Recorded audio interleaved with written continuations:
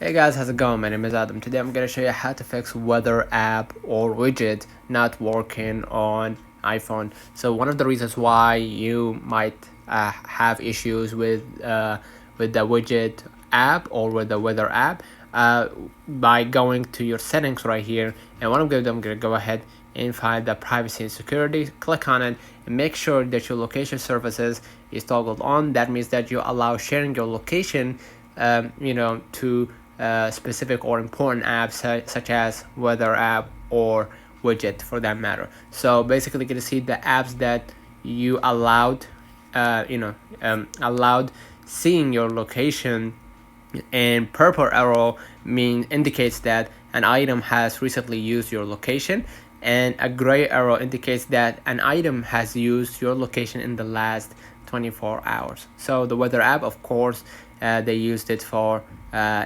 catching the weather and all that, and basically the purple for the system services and for alerts and all that. So basically if that did work out for you and you're still facing that same issue, go back to your settings, and I'm gonna go ahead to the general, and then I'm gonna go ahead to the software update. Make sure that your iOS is fully updated to the latest version. And if you still facing that same issue, go back to the general, scroll a little bit down, click transfer or reset iPhone, click reset, and you're gonna reset the settings, and basically that should fix your problem. So let me know in the comments if this video helped you. Don't forget to like and subscribe, and thank you for watching.